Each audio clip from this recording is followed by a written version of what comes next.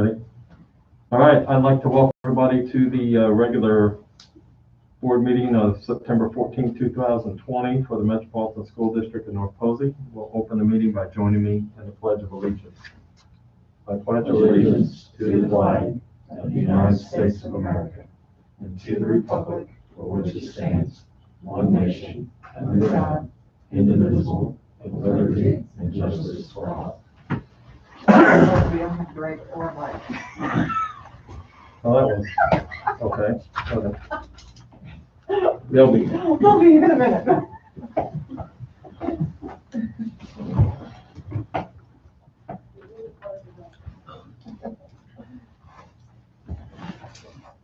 We still have a quorum.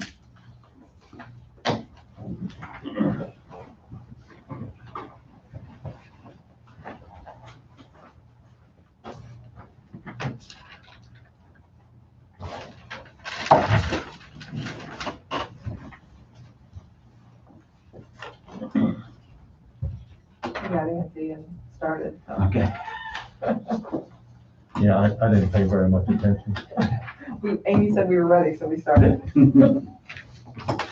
Like Pavlov's dog, I see the thing spinning, I'm ready to go.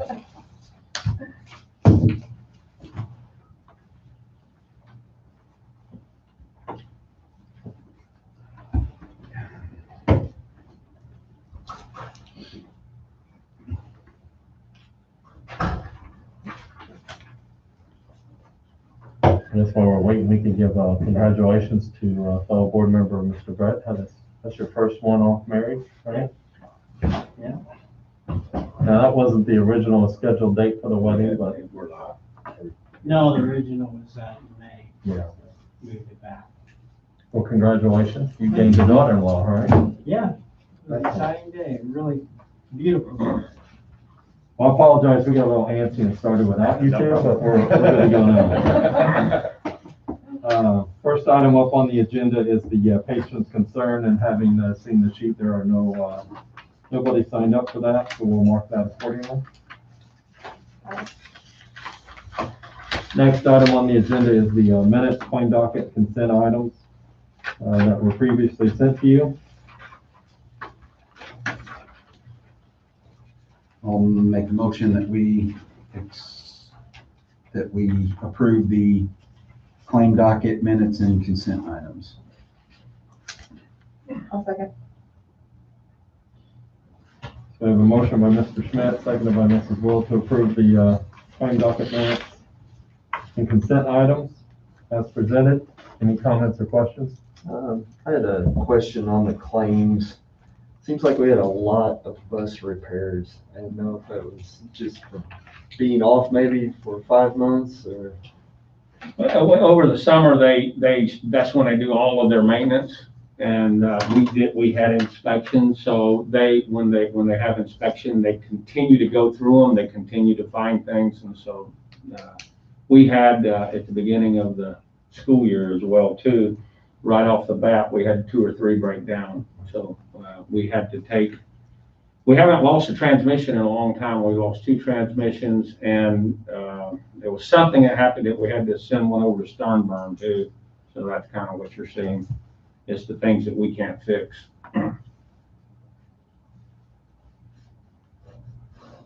Any other comments or questions? All in favor say aye. Aye. All opposed, same sign. That motion carries. New business? Yes, under new business, I would like to do an ad if the board would allow me to. Mr. Galvin in his contract has a moving expense stipend of $4,500. I'd like to ask the board to give him the advance payment of the money for his moving expenses into the school district. He's been looking for land. He's found some land that he's bidded on. He's looking at some other land, and they're trying to make the final push to get down here this coming weekend. So I'd like to ask the board to approve the advance payment of his moving expenses for $4,500. Entertain a motion. I'll make a motion to approve the moving expense advance.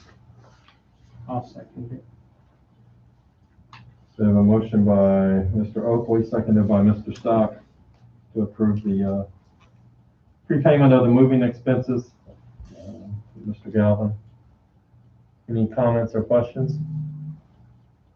The only thing I'll state on there is that we'll have Mr. Bender prepare a memo or MOU or something for that. Yes. We can get that accomplished, that has some kind of writing in there that if by chance it doesn't come when you move into the district, you're obligated to pay it back.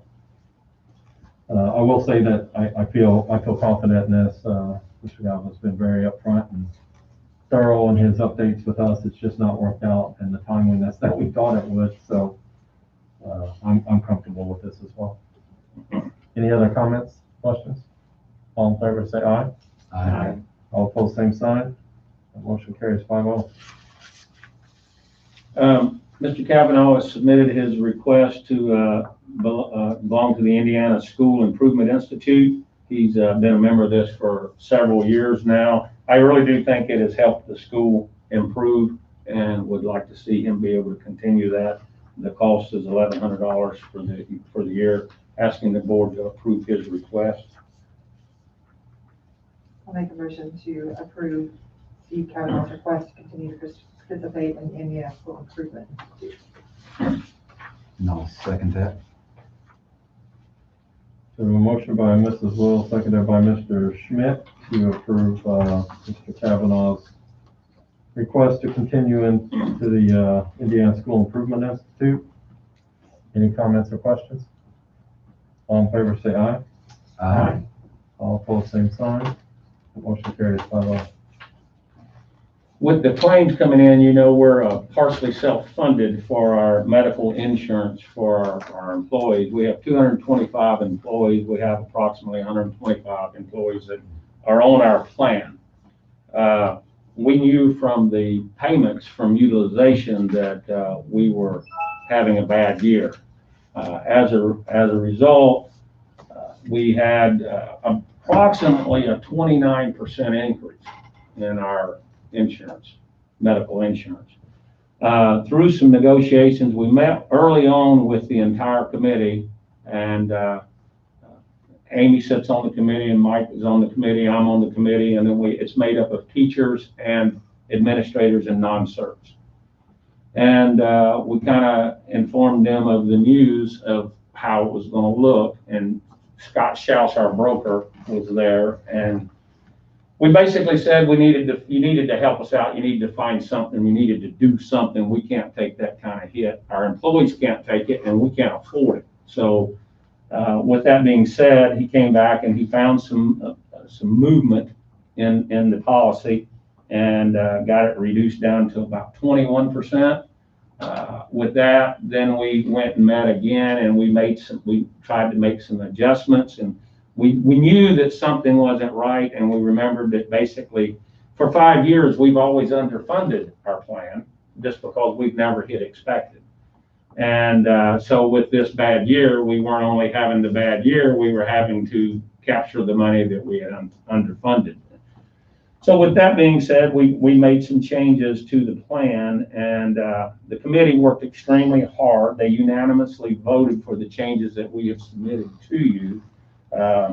And I really think that this is the best possible scenario that we can do. And just a quick synopsis of what happened. We're talking about dropping the PPO plan because only 3 members are on that currently, and only offer the 2 plans that are high deductible plans. We're requesting to add corporation funds of $600 per employee on the single plan and $1,350 per family plan member on the entire plan. And that would cost us about $111,900. Mike and I worked through with Carol on how we would pay for this plan, pay for this money. We currently have the ability to move 15% of our education fund into the operations back when they changed the format of the way the staff had to be paid. So what we're going to do is short the payment to the operations fund to create the money to pay this. About $70,000 of the employees, well, about $80,000 of the employees are in the educational fund, so we will short that movement to cover that cost. It will become a reoccurring cost, and Mike, knowing we have the budget set for 2021, and we're in the process of doing that, Mike will just have to remember that in 2022, if we have any shortfalls or anything. So, and then we decided that we would carve out the specialty drugs. We have some employees, we have one employee that is on a specialty drug, and TrueRx says that they can still get their drugs, probably even cheaper than they're getting it now, and that would save us $40,000. And we talked about underfunding the plan, about $115,000. So with those changes, it brought the insurance plan to a manageable scenario for our employees. If we didn't do anything, our employees would not have been able to, some of them would have owed us money every month. And so with making those changes, it brought it to a manageable plan. The final change, we had been having some trouble with Lucent. So Scott found us another carrier, and it's Consociate Health. Consociate, say it. Associate. Yeah, well, say it for me. Associate. Consociate, there you go. I'm fighting with my mask at the same time. So that will save us $8,000. That's not a big savings, but we think that they're inside Pareto as well. So they understand what our plan, our layering of insurance is. So they'll recognize what we're trying to do better. And I don't think we'll have as many problems going back to our employees. So, but with all those changes, we come back with the increase to our employees. The single plan people will receive a $2.95 increase per pay. And our family plan members will receive an increase of $20.35 per pay. So they're cost sharing too, and that raises the about $50,000 that we would need to finish out the cost of covering the plan. So, and our thinking, we think this is the best possible scenario to, number one, keep our insurance affordable. Number two, make the people that work for us for a lesser wage not have to eat all the costs. If we did nothing, it was going to be a $4,000 increase, and the employees would have picked up the entire cost. So anyway, so I'm asking the board to approve our plan as we have listed in the board packet for you. And Mike, if you want to say a few things about it, go ahead. So I did provide that summary to you to kind of look through at the overall proposal, how it was set up and how it would be handled and stuff. And I think the other thing too, that one of the focuses that the board has kind of talked about is the administration of insurance as well. And what we kind of came to an agreement on is that administrators would pick up 50% of that. So that's going to close that gap between the teachers and the administrators a little bit more as well. So that was something else that we did in the proposal too. So, but I tried to walk through, all the things that we've talked about within the committee and things, and tried to look at that situation. And the other thing too that I'll come back to is, even though that currently we only have 125 employees taking health insurance benefit, I think the thing you got to keep in mind is you're really approving this benefit for all of your employees, because at any time an employee can come on to our health insurance if a qualifying event happens, or and in this day and age with COVID happening and jobs being lost and stuff, that can change very quickly. So I think that's the thing, is that you're opening up that benefit to everyone, and so I think that's something else to keep in mind. I think the other thing too is like Dr. Camp said, that's going to be a kind of a recurring cost as we move forward. So, we definitely want to keep that in mind as we go into negotiations next year and stuff. So. Yeah. And I'd like to say that the insurance committee of 8 people, it was 8-0 from the request from the insurance committee to bring this to the board in this fashion. So I'm asking the board to approve the request that Mike and I presented of all of our insurance, medical insurance changes as listed in the board packet. Entertain a motion. I'll make the motion, we accept the, district health insurance plans as presented. Second. I'll second that. We have a motion by Mr. Stock and seconded by Mr. Schmidt to approve the changes to the insurance, district's health insurance plan as presented by Dr. Camp and Mr. Galvin, that accordingly. Any comments or questions? Yeah. I understand that you have to find a balance on this, and it sounds like everyone's worked really hard to do that. Just to play devil's advocate a bit for sake of discussion, at this point in time, we have 42% of our employees who are not taking the insurance. So we are providing a benefit then to 58% of our employees at the expense of possible potential raises for everyone. And I mean, that's just the facts of the matter. And that's why these are always really tough for me when you're singling out a specific group, because it is all the same pot of money. Is there anything that we could look at in the future to where we don't have this coming up? I guess it's always just based on the amount of use per year, and there's.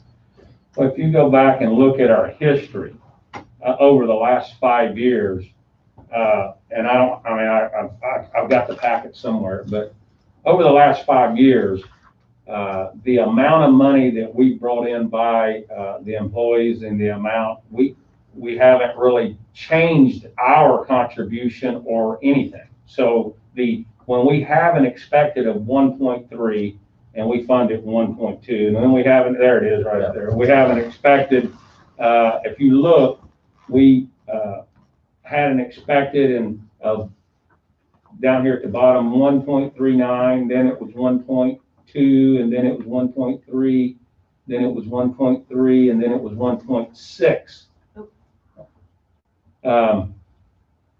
But the actual amount of money that we brought in every year, if you look at that, what we actually brought in, we never really brought in any more money. And if you look at that, we had an $89,000 increase. We had a negative $41,000, a positive 131, 135 this year. So when you look at that, we've not increased the contributions. So that's kind of, and we've underfunded. So that's what's kind of got us to where we are today. But those are great years. So we've been educated that in self-funding plans, out of every 5 or 6 years, you're going to have a bad year of utilization, and it just happened to hit us this year. It could happen again next year, and we could go 5 more years without it. But when you look in the SIC at insurance, total insurance cost, and we look at our cost, even with this increase, we're still at the bottom third. Now, as a result, we don't contribute as much as a lot of the other schools because our costs are less. But so we're really still in a good place with our insurance. And I guess if I look at it from that standpoint, because I don't disagree with what you said. I mean, you know, we are taking the money from the pot that pays for the insurance. But, you know, same thing could be said if I take insurance and Greg doesn't, and we did something different to where he benefited from it, and then he turned around and took the insurance in October, which we can't control that. I mean, whenever we have is it October or when that's my work. So when do we have open enrollment? We open enrollment in October, November, and Okay. the rates would change in January for them. You know, there's nothing to prevent them, even though they don't have it today, there's nothing to prevent them from taking it in October. Yeah, it's a benefit offered to every employee. It is, and I can remember back before Obamacare, our employees that didn't take the insurance, I think they received something because they saved the corporation money, but we can't do that anymore. And the history of that is they used to get a $800 annuity, and then that got taken away, and as a result, for that payment, when we first started this and we had the clinic, we didn't if you didn't take insurance, you couldn't use our clinic. But now we allow every employee to use our clinic as that. So that is a benefit received by all employees. Yes. Due to the type of plan we have. And it's the same case, I know, especially some of our younger kids coming in, they don't understand compensation packages anymore. Because I know we had a matching 401A up there. And I was amazed at the number of people who would not, it was a 1.5% match, and they would not put forth the 1.5% match. But that's, and like Jeff said, it's a benefit that you're offering, but it's a choice of whether they want to take it or not, really. So I guess my question would be, is this 125 versus 225, is that normal? Are we low participation compared to other schools? And You gotta remember that 225 that he's giving you, that includes your bus drivers, that includes your cafeteria staff, and very few of those will take the insurance. They're usually working 3 or 4 hours, so their spouses are covering, because they don't make enough to really take our insurance. So that 225 includes all of that staff members, our instructional assistants, some of the ones that make, okay, a really low salary that really can't afford our plans. okay, that makes sense. So That's that, something that's really changed in the last 20, 30 years then, because a lot of those folks used to only work for the insurance. not many, and that's where the insurance, as we're seeing, insurance cost keeps going up in our country, and that's countrywide. That's what's happening is, that lower paid group that used to could take the insurance because it only cost you $15 a month, they can't afford it anymore.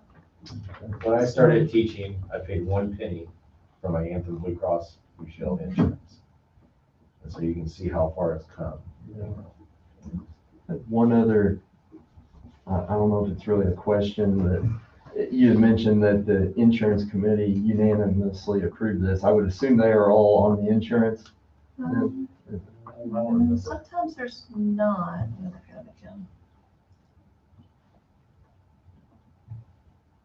They about passed out the first meeting. Yeah, they Oh, I'm sure.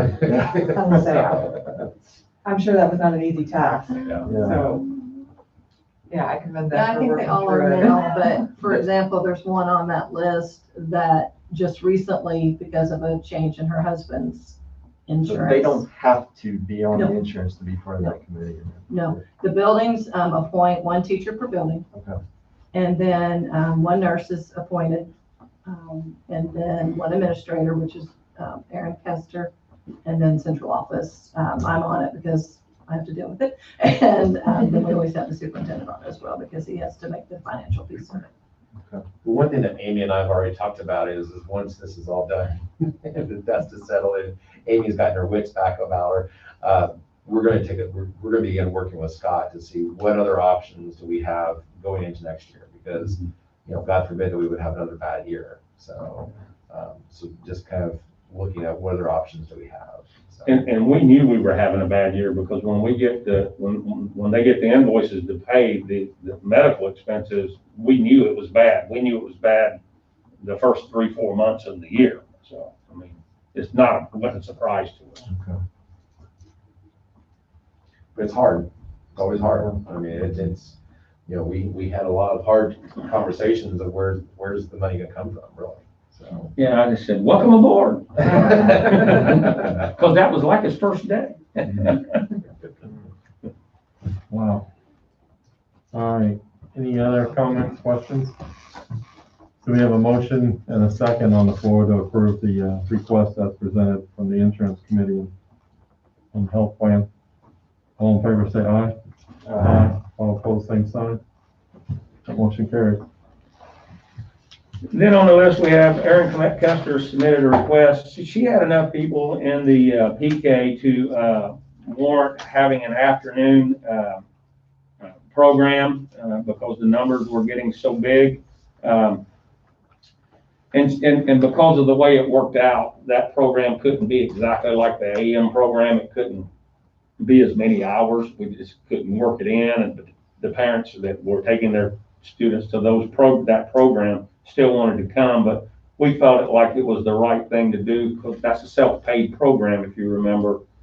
They're receiving about an hour less a day for the days that they do come. And so we were asking to reduce the amount that they have to pay from the normal amount of $130 a month to $90 a month.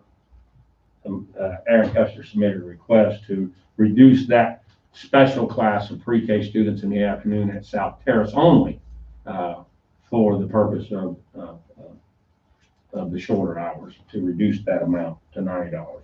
Asking the board to approve that reduction in that particular program. Entertain a motion. I'll make a motion that we reduce the rate of the afternoon program at South Terrace. I'll second that. A motion by Mr. Schmidt, seconded by Mr. Oakley to approve the reduction in cost of the afternoon pre-K program at South Terrace as presented by Dr. Camp. Any comments or questions? All in favor, say aye.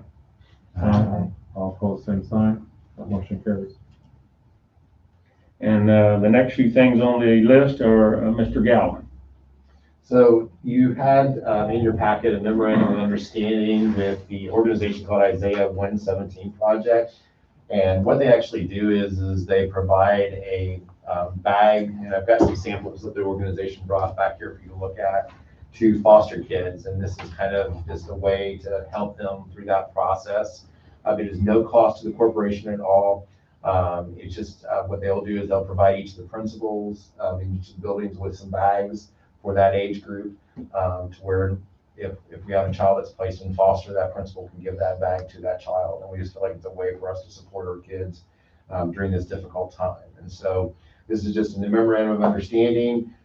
Mostly, I looked over it. It's mainly referring to making sure that we don't mess with the bags, take anything out of it or anything like that, that we present it the way it is to each of the students. So we bring that forward for your consideration this evening. Entertain a motion. I'll make a motion to approve the memorandum of understanding between Isaiah 117 and North Posey. I'll second that. There's a motion by Mrs. Will, seconded by Mr. Stock to approve the MOU between Isaiah 117 Project and the school as presented by Mr. Galvin. Any comments or questions? Sounds Sounds like a great idea, yeah. That's amazing. It's a super program. Thank you. All in favor, say aye. Aye. Opposed, same sign. That motion carries 5-0. Next up this evening, the corporation, this was something that came up on very short notice. It was a competitive grant by the Department of Education. The total grant was for $50,000, and we wrote the grant for $49,310. And this is called Digital Learning Capacity Building Grant. And so what it's mainly built around is micro-credentialing, which if you don't understand what that is, I compare it to the old Boy Scout merit badges. Is kind of what it is. And so instead of getting your sash and getting your merit badges on there, you get little badges on kind of a Facebook page or LinkedIn. Sometimes you've probably seen it on LinkedIn and stuff. So what will happen is the grant mainly is built around our administrators as well as 2 teacher leaders per building will be going through some webinars on developing and improving student engagement. And so we worked with Kenesha, I can't think of Kenesha's last name. Or Keisha. Keisha. I don't remember. I think Brown maybe is what it is, but we worked with Keisha, who's done a lot with our STEM certification with our schools. She's with 5-Star Technology. Oh, here it is right here. Keisha Seitz. So we worked with her to write the grant. That was one of the requirements of the grant, was that we had to partner with a organization that would provide this training to us. And so it will all be web-based webinars, but we'll also meet as a group to talk about some things. And it's also based around kind of instructional coaching. And so we'll be working with the administrators on coaching teachers as well as doing instructional rounds and those kinds of things. And so what you are having to consider this evening is the acceptance of the grant as well as the digital contract with 5 Star, which is worth $34,500. And that will be included in the grant, so it'll be covered with that. So, we were very excited to get this competitive grant through the DOE. Awesome. Entertain a motion? I'll make a motion to accept the grant and approve the contract with 5 Star. Second? I'll second it. There's a motion by Mr. Oakley, seconded by Mr. Schmidt to approve the acceptance of the grant and entering into the contract as presented by Mr. Galvin. Any comments or questions? All in favor say aye. Aye. All opposed, same sign. That motion carries 5-0.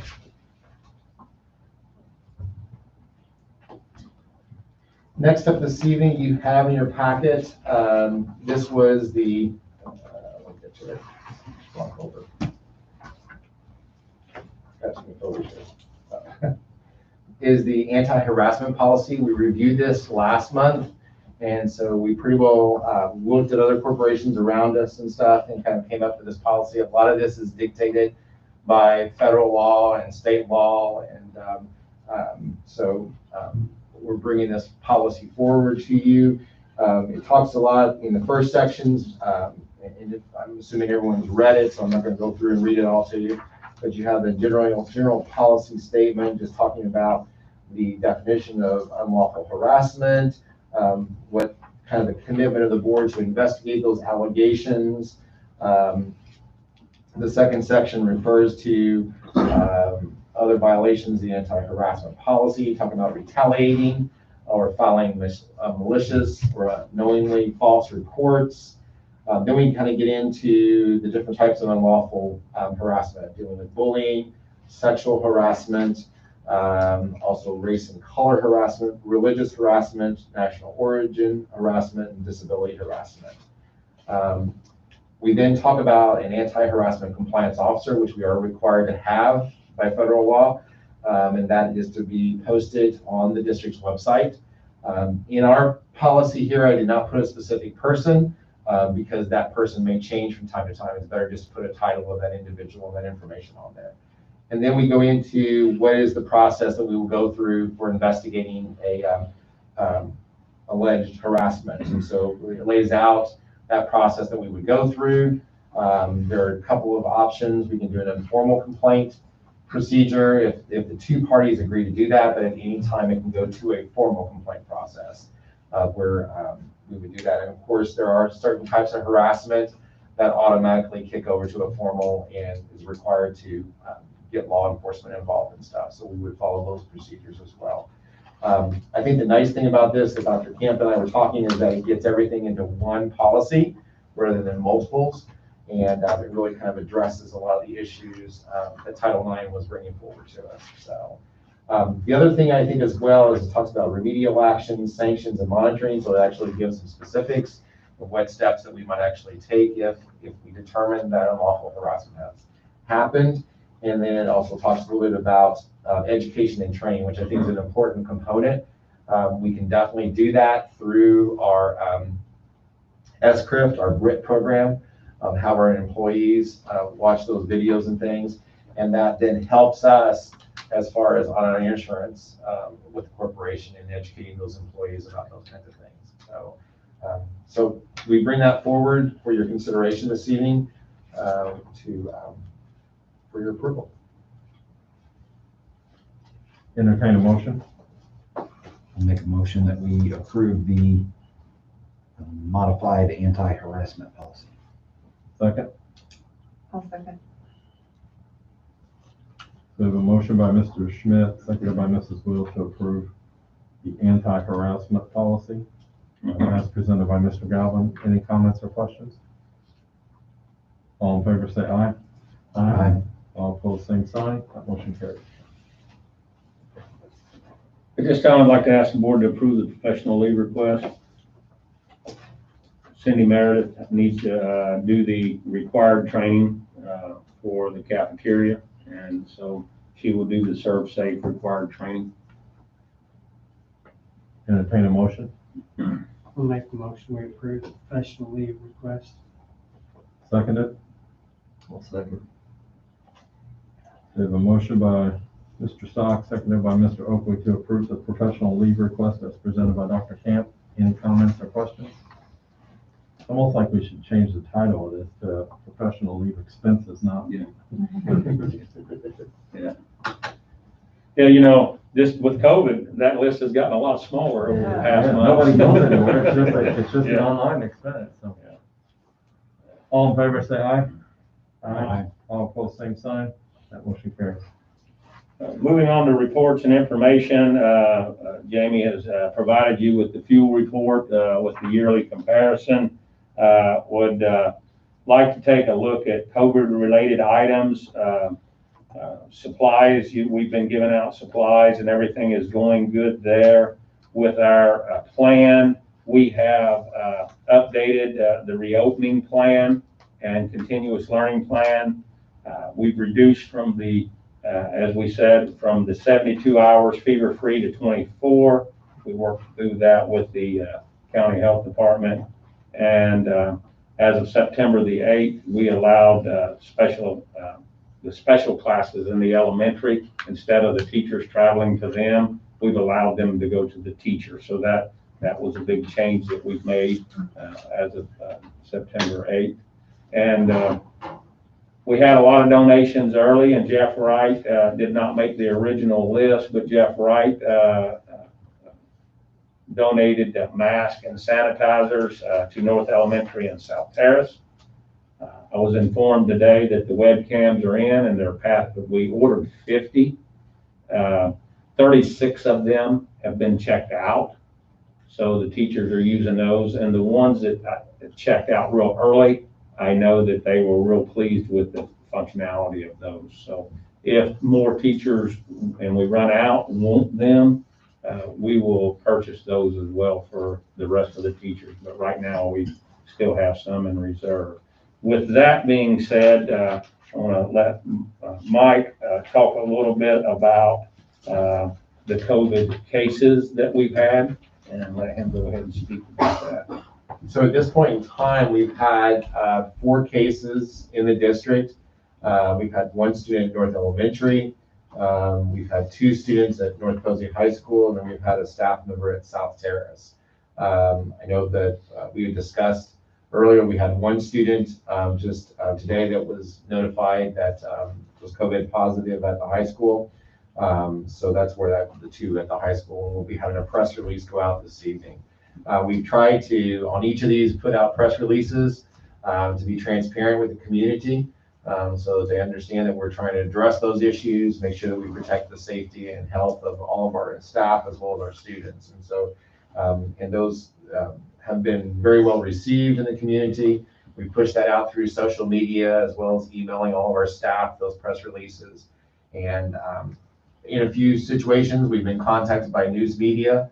The last one with the staff member, we were not contacted by any news media on that one, actually. So, and most of the time, those questions have been very minimal.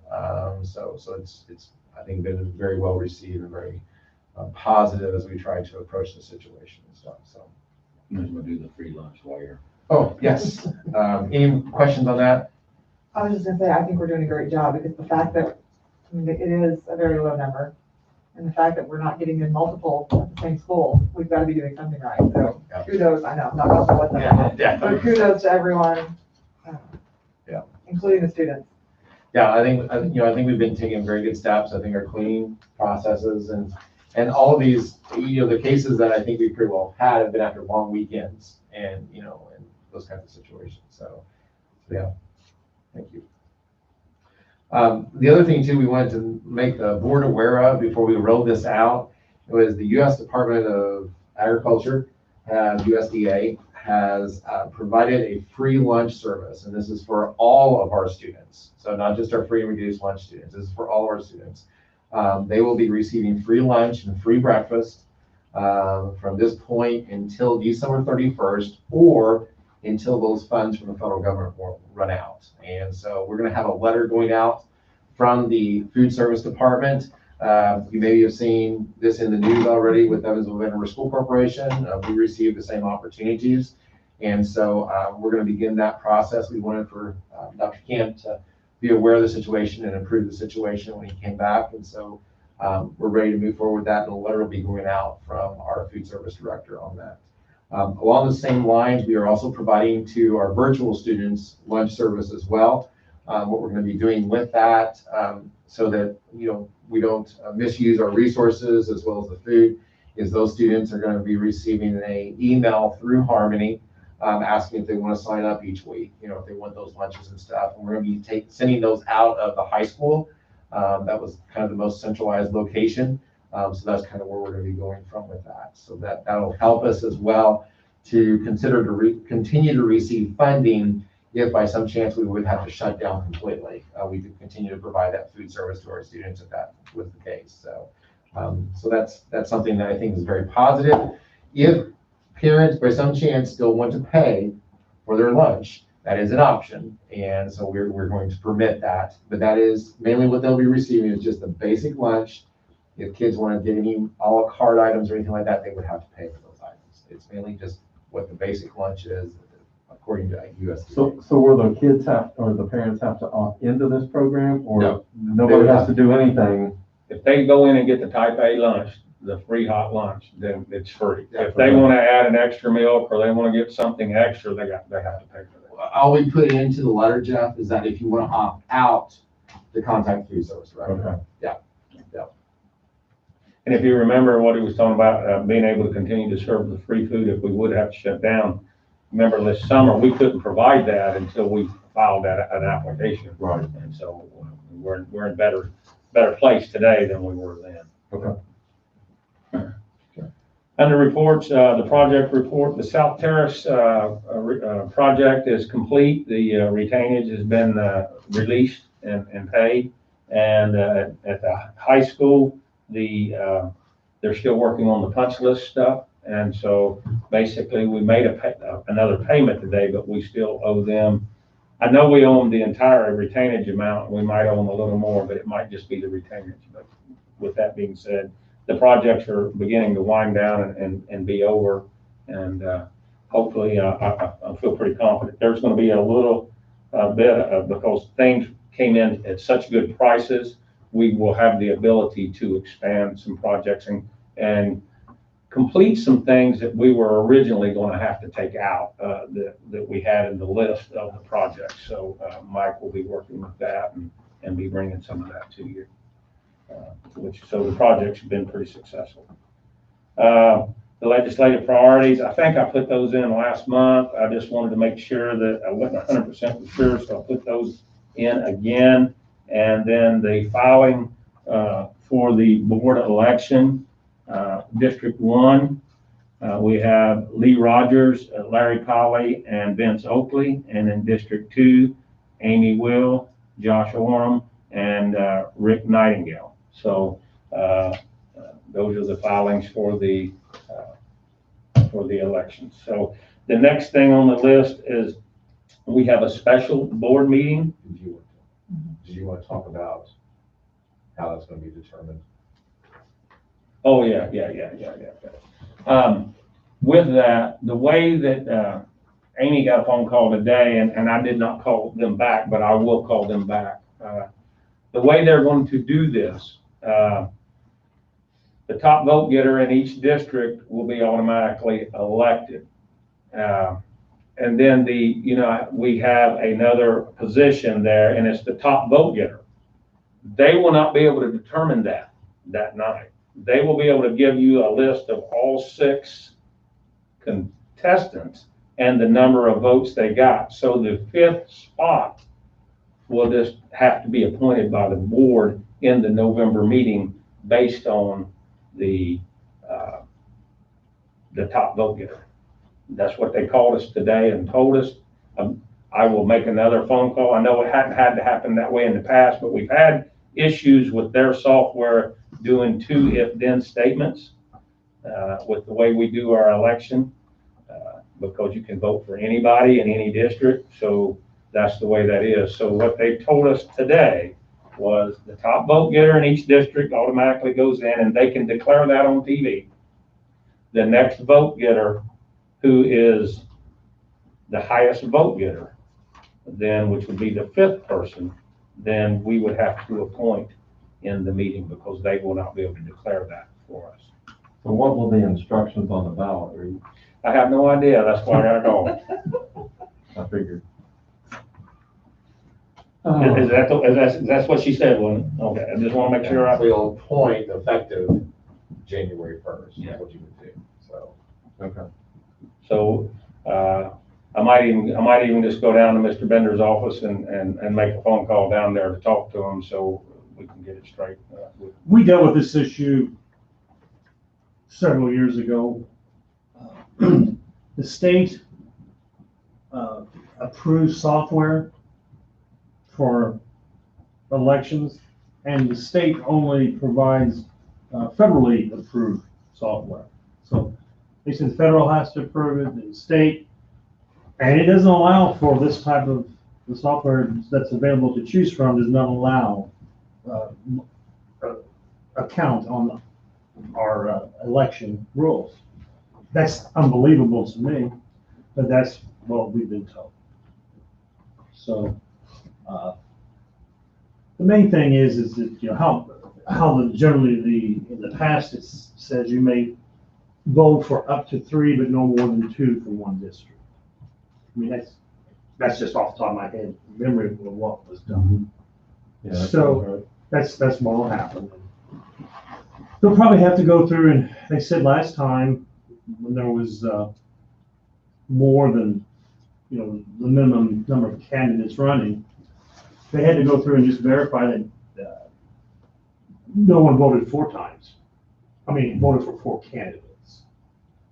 So they need to do some verification on that as well. Apparently the software doesn't, well, I'm not gonna speak. That's the way it was previously. I don't know what it is now. And actually, you had to go down there, didn't you, Yes, with the verification? yes. So, In fact, that's true. There was a verification process and they verified that no ballots had, you know, voting for 4 candidates.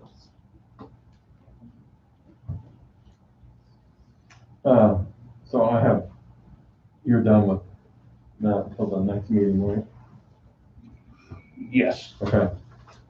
So we have, the fall convention coming up,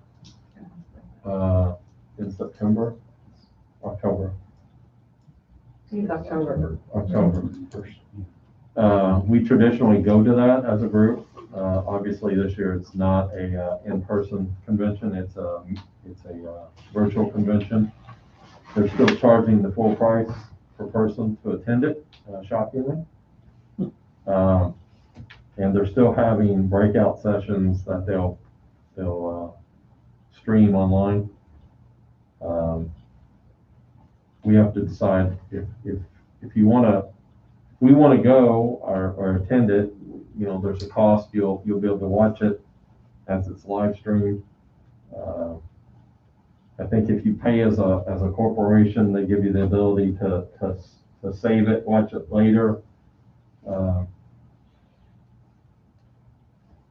I don't know what you guys are thinking. This might be a year to take off and not participate, save the corporation a little bit of money, and not attend.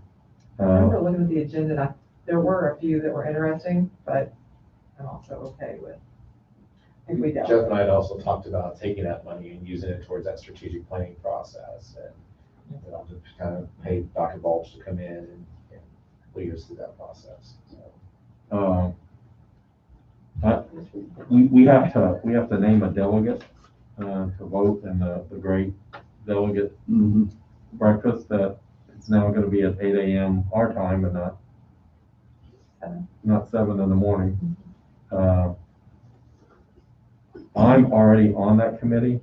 I think I'm already able to attend that meeting virtually, it may make sense just to nominate me to be that person. If not, and we have to pay to have somebody nominated, I'm gonna make the recommendation, we just go unrepresented. Okay.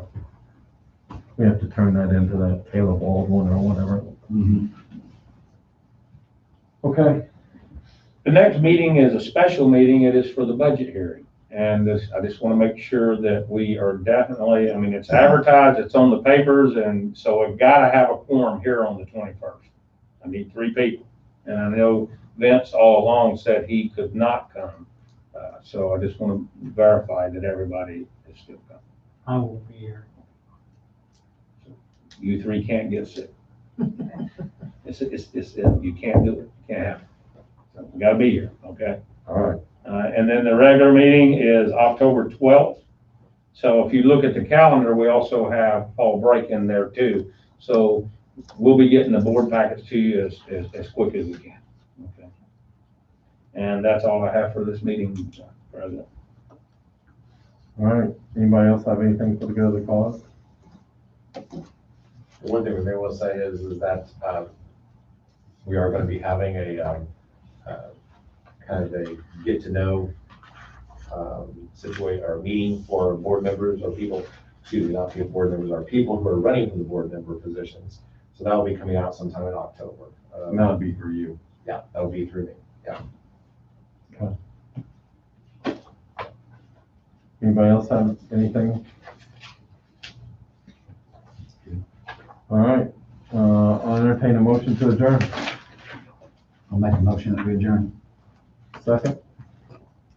Second. All right, so I'm gonna give that to Vince. Yep. We have a motion by Mr. Schmidt, seconded by Mr. Oakley. We are adjourned.